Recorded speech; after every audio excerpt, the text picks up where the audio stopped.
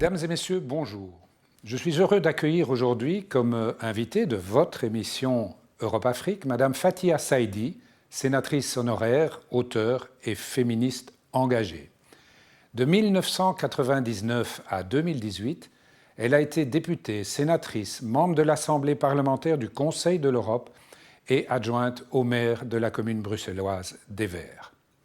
Dans ses fonctions sociales et politiques, Mme Saïdi s'est beaucoup investie dans les thématiques liées à l'égalité, aux droits humains, aux droits des migrants et au devoir de mémoire. Madame Saïdi, bonjour et merci d'avoir accepté notre invitation.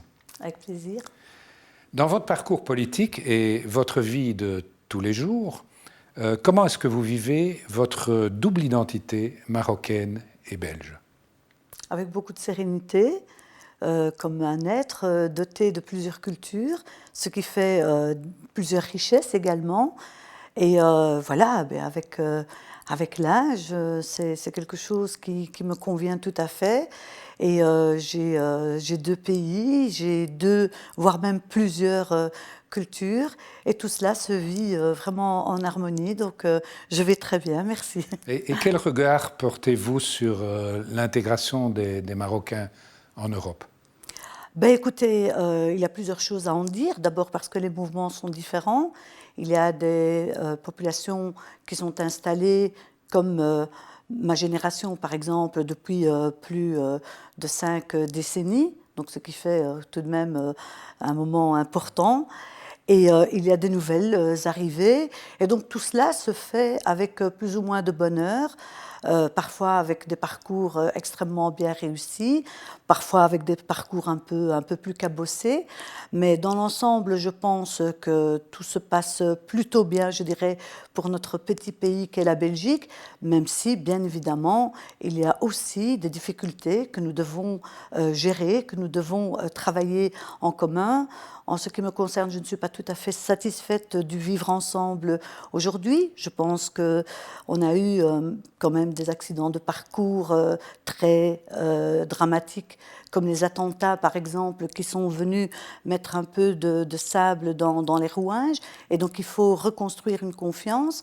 Donc, je pense que là, il y a encore beaucoup de travail à faire ensemble, sur le vivre ensemble, entre autres. Vous dites que vous allez très bien, j'en suis sûr à vous entendre, mais dans vos différentes fonctions politiques et sociales, est-ce que vous avez senti un jour que vous étiez, disons, discriminé? Oui, absolument.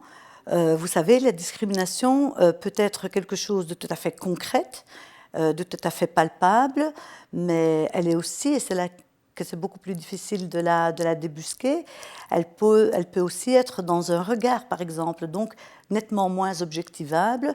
Et oui, j'ai déjà eu à plusieurs reprises l'occasion, par des mots blessants, par des regards haineux, par des insultes, par des menaces de mort, l'occasion de me sentir totalement discriminée. Des menaces de mort aussi? Oui, j'ai eu dans mon parcours politique 2 menaces de mort, une à la commune et une au Parlement bruxellois. Et donc oui, alors à ce moment-là, on se sent vraiment non seulement discriminé, mais aussi en danger. Vous êtes né à Oran, en Algérie. Vous êtes donc un témoin ou un témoignage vivant, quelque part, de cette relation forte qui unit les peuples marocains et algériens, mais qui se trouve aujourd'hui bloquée par la fermeture des frontières entre les deux pays, ce qui constitue une entrave à l'intégration maghrébine. Que pouvez-vous nous dire à propos de cette situation ? Mais écoutez, d'abord, une pensée très très émue pour nos amis algériens qui vivent aujourd'hui un tournant un peu difficile à prendre. Et donc, vraiment une attention très très émue à leur égard. Et aussi un souhait, mais vraiment pas un souhait de bisounours ou de naïveté candide, de voir vraiment ces deux peuples se réconcilier, et pas un jour, mais dans les meilleurs délais, et j'espère dans les plus brefs délais. Vous savez, il y a entre le peuple marocain et le peuple algérien des relations qui se sont nouées, des relations familiales, des mariages, et des personnes aujourd'hui qui sont séparées physiquement. Et donc tout cela est intolérable pour deux pays voisins, deux pays en principe qui devraient être frères. Et donc tout ce que je peux espérer aujourd'hui, c'est un soubresaut vers la raison et vers la réconciliation.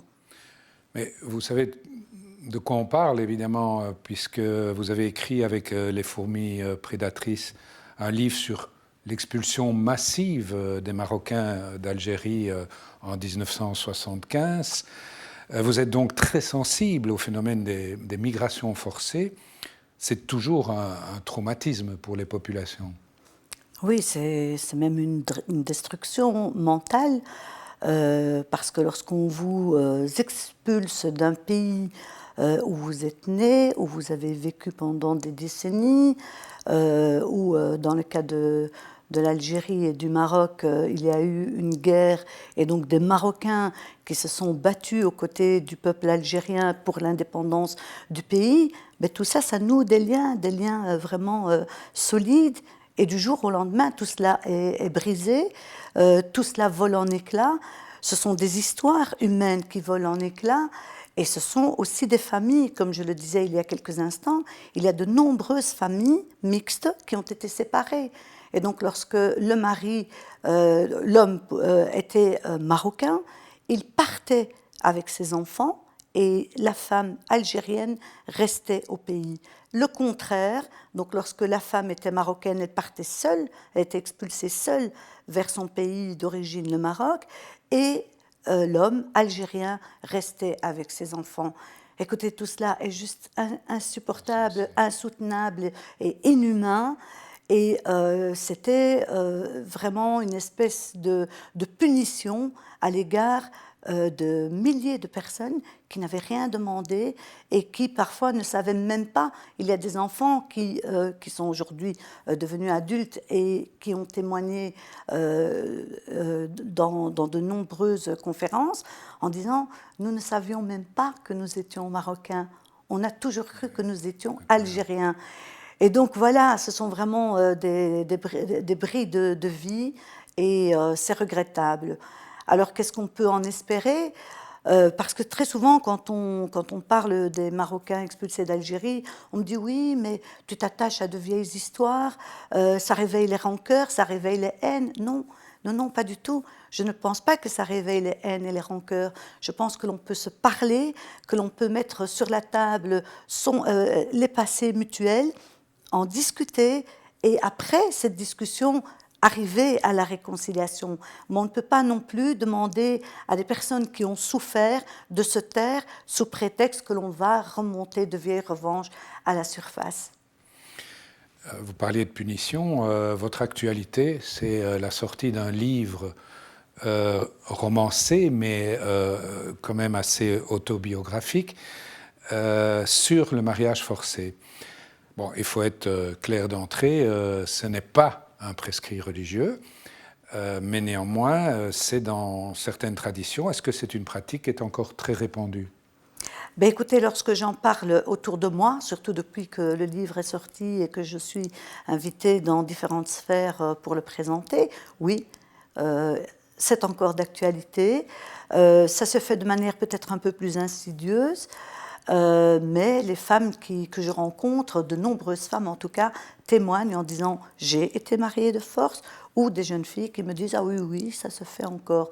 Pas plus tard que la semaine dernière, j'étais à Lille et j'ai rencontré des jeunes filles entre 15 et 18 ans qui m'ont dit « oui, il y a des amies qui ont été mariées de force. À l'approche des vacances, elles sont parties avec leurs parents, elles sont revenues, elles étaient mariées. » Donc oui, la problématique Qu'est-ce qu'on peut faire pour faire changer ces mœurs-là ? Qu'est-ce qu'on peut faire ? D'abord, c'est pour ça que j'ai voulu témoigner. Je pense que c'est indispensable de libérer la parole et d'en parler, de montrer aussi que ce n'est pas une prison dans laquelle on est enfermé à vie, on peut en sortir. Et je ne dis pas que c'est facile d'en sortir. Je pense que pour les personnes qui ont lu mon livre verront combien c'était difficile. Il faut aussi donner aux jeunes filles comme aux jeunes hommes, parce que très souvent on pense que les hommes échappent au mariage forcé, ce n'est pas vrai. Il faut leur donner les outils pour pouvoir contrer des arguments qui en somme ne tiennent à rien. Ils ne sont absolument pas acceptables, ni dans la culture, ni dans la tradition religieuse, qui ne l'impose pas d'ailleurs en islam. Et donc je pense aussi qu'il faut vraiment parfaire l'éducation et surtout donner aux filles la possibilité d'aller à l'école, quels que soient les endroits dans lesquels elles se trouvent. Est-ce qu'il y a d'autres pratiques conservatrices, pour ne pas dire d'un autre temps, qui sont contestées aujourd'hui par les populations modernes? Et est-ce que le poids des traditions n'écrase pas finalement les envies d'évolution?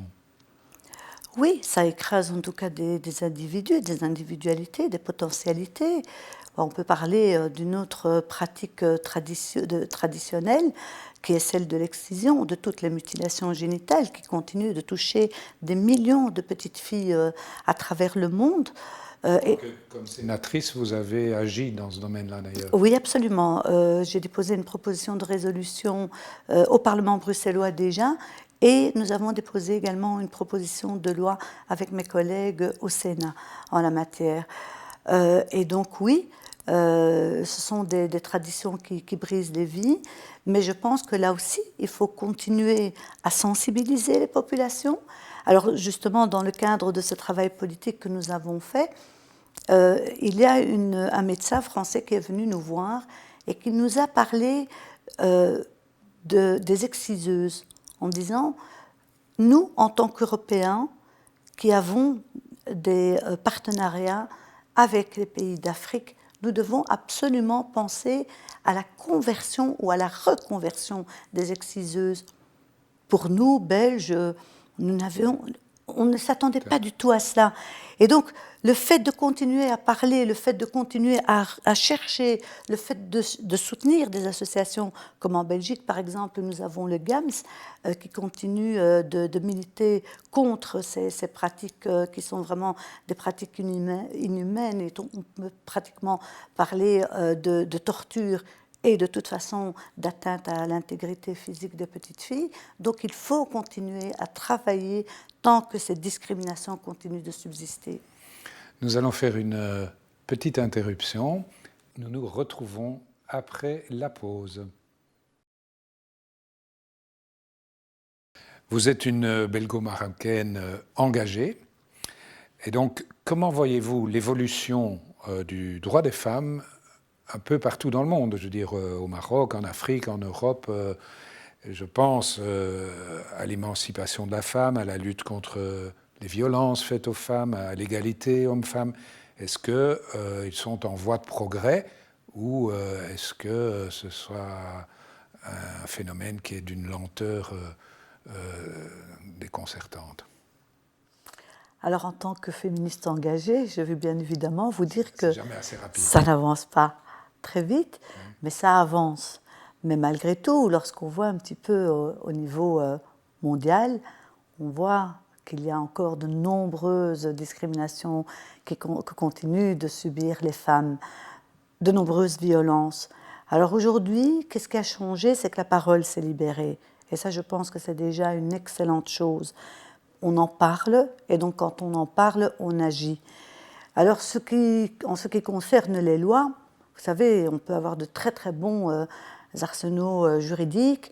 Il faut aussi que les sociétés évoluent et qu'à un moment donné, la loi ne court pas plus vite que les sociétés. Et en ce qui concerne le Maroc, par exemple, eh bien, on a eu cette magnifique réforme de 2004 qui a permis à la Moudawana de devenir le code de la famille, qui a permis malheureusement pas d'abolir la répudiation, mais en tout cas de la cadenasser fortement, histoire de ne pas en faire quelque chose de tout à fait usuel et courant, qui a permis d'abolir la répudiation, qui était l'acte unilatéral de fin d'une union, souvent au détriment de l'épouse, qui a permis de mettre aussi le couple à égalité en termes de gestion de la famille, et qui a surtout supprimé le tuteur pour les femmes. Là, je pense que c'était aussi une excellente avancée. Alors, sur le terrain, ça donne quoi? Ça donne effectivement de bonnes avancées, mais ça donne aussi un décalage entre les réalités, je pense plus particulièrement aux femmes rurales, qui méconnaissent totalement les lois dont elles pourraient bénéficier. Et donc, quand vous dites que les lois vont parfois plus vite que les mœurs, c'est clairement un peu le cas au Maroc. Oui, absolument. Donc, pour les femmes rurales, par exemple, donc, là, il y a une méconnaissance des lois, et donc, ça ouvre la porte à plusieurs choses. Et il y a également un grand pouvoir qu'on a laissé aux juges, et je lisais dernièrement dans la presse marocaine qu'aujourd'hui, on comptabilise 12% de mariages de mineurs, ce qui est énorme. 12%, ça fait 12 filles sur 100. C'est énorme. C'est un chiffre impressionnant et c'est un chiffre qui nous ouvre les yeux sur le pouvoir que l'on a donné aux juges.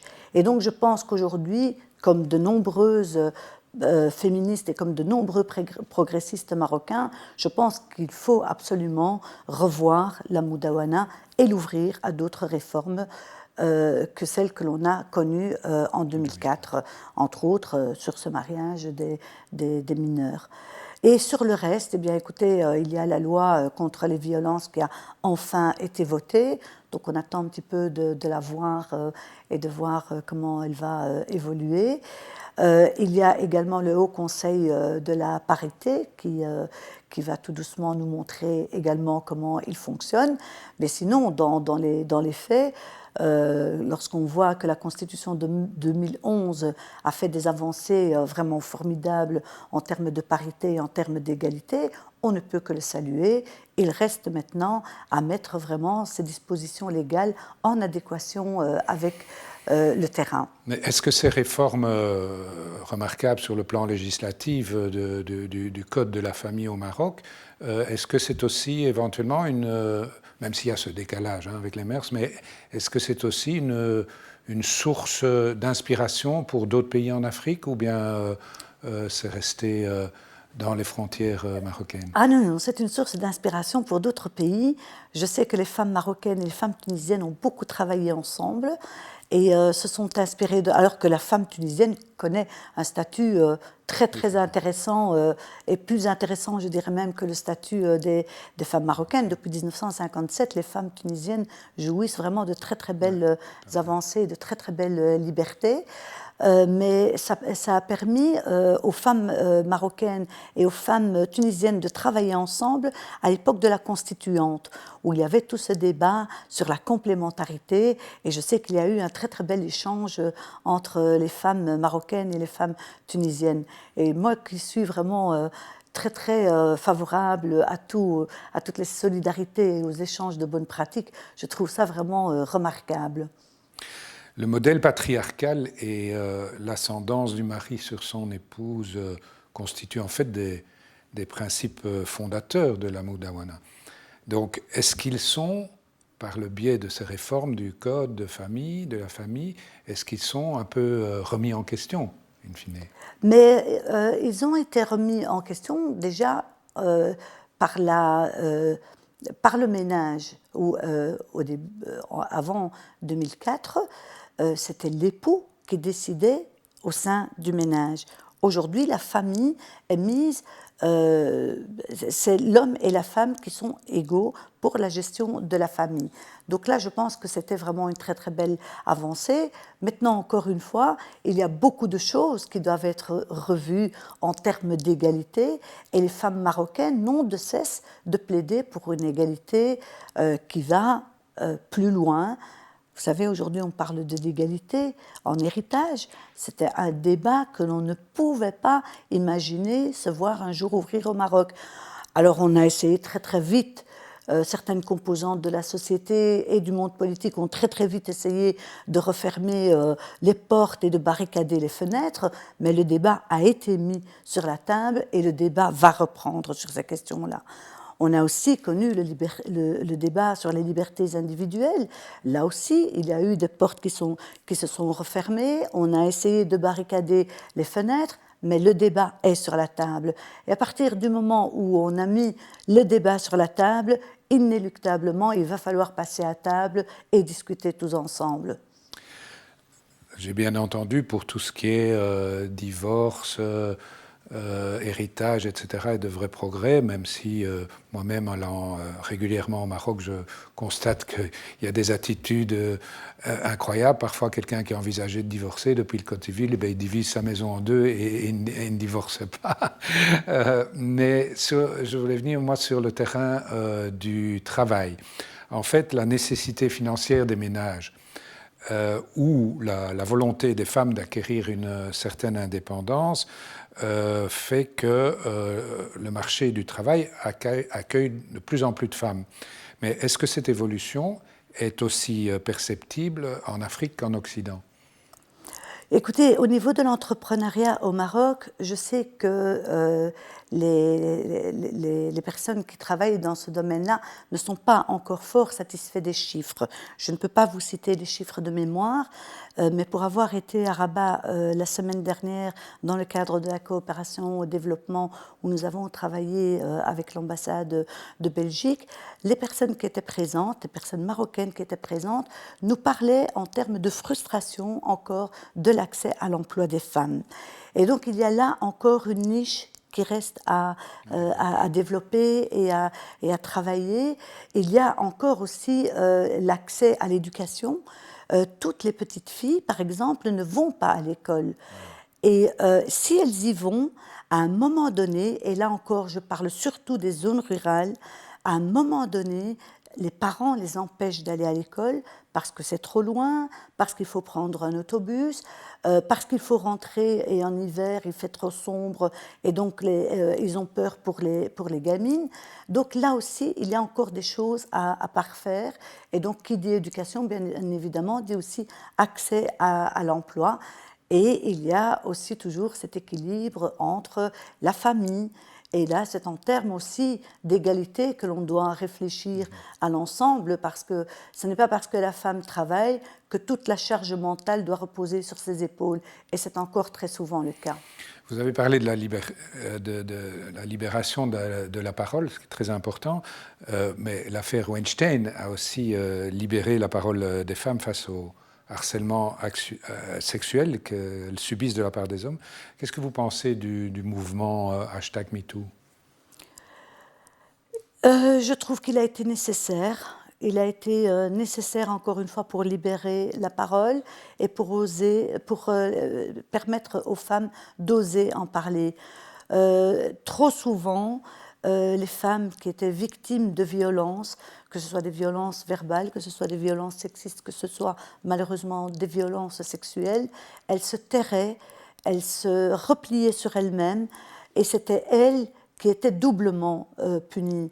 Elles étaient doublement punies de par l'atteinte à leur intégrité, qu'elle soit physique ou morale, et elles étaient punies parce qu'elles étaient emprisonnées dans ce qui leur était arrivé.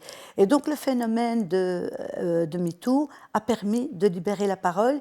Et aujourd'hui, on vous dit « Ah, mais il y a beaucoup de femmes qui sont victimes de violences. Ah, le nombre de féminicides est important. » Je ne pense pas que le nombre de féminicides est plus important, que le nombre de violences est plus important. C'est parce qu'aujourd'hui, les femmes osent parler. Et encore une fois, au risque de me répéter, quand on en parle, on le prend en considération et on y travaille. Malheureusement, ça prend du temps, mais heureusement, c'est pris en charge. Et on travaille, on continue à en parler et on continue surtout à réfléchir aux politiques à mettre en place. Dans le même ordre d'idée, qu'est-ce que vous pensez de ces actrices de cinéma qui, si elles jouent des rôles rebelles, voire sulfureux, subissent menaces et dénigrements? Ben, c'est tout simplement intolérable parce que là, non seulement il y a une atteinte aux femmes parce qu'elles sont femmes, et donc elles ne sont pas considérées comme des actrices à part entière, c'est-à-dire capables de jouer tous les rôles, que ce soit le rôle de la prostituée, que ce soit le rôle d'une maman, que ce soit tous les rôles de la société, en ceux compris, ceux que l'on n'a pas envie de voir et pourtant qui existent. Donc ça ne sert à rien de se voiler la face et de jouer et de continuer à évoluer de manière hypocrite. Et donc là, d'une part, c'est intolérable parce que ça touche les femmes exclusivement, et d'autre part, c'est aussi, je dirais, presque une censure, parce qu'à partir du moment où une femme est attaquée en tant que femme, en tant qu'actrice, elle va tout simplement commencer à s'auto-censurer, à refuser de jouer des rôles. Et là, alors, on touche vraiment à la créativité, on touche à l'envie de jouer, d'être une actrice ou une comédienne à part entière, et c'est regrettable aussi pour notre production culturelle. Petite question, et c'est lié aussi à votre production littéraire. Donc, dans un contexte d'immigration, de crise identitaire, le devoir de mémoire est vraiment très important. Et vous avez sorti un ouvrage intitulé Écho de la mémoire sur les montagnes du Rif. Pouvez-vous nous en dire un peu plus ? Sans être trop long, parce qu'on arrive à la fin de l'émission. Absolument. Mais, Écho de la mémoire sur les montagnes du Rif est un livre sur lequel je travaille depuis 2008. Donc, je l'ai terminé en août 2018 et il va paraître au début de 2020. C'est le portrait de 9 femmes, malheureusement, la plupart sont décédées, qui n'ont jamais quitté les contrées du Rif. Et comme je suis rifaine, je n'ai jamais vécu dans le Rif. J'ai voulu savoir ce que c'était que d'être une femme ayant vécu dans le Rif dans les années 30, dans les années 40. Et donc j'ai dressé le portrait de 9 femmes rifaines, dont la fille d'Abdelkrim El-Khattabi, Madame Aïcha El-Khattabi. Et Madame Saïdi, c'est une grande tentation que nous aurons tous désormais de vouloir lire ce livre, et nous allons clôturer notre émission comme ça. Merci beaucoup encore d'avoir accepté notre invitation. Merci à vous. Et chers téléspectateurs, pour ma part, je me réjouis de vous retrouver dans une semaine pour une nouvelle émission Europe-Afrique.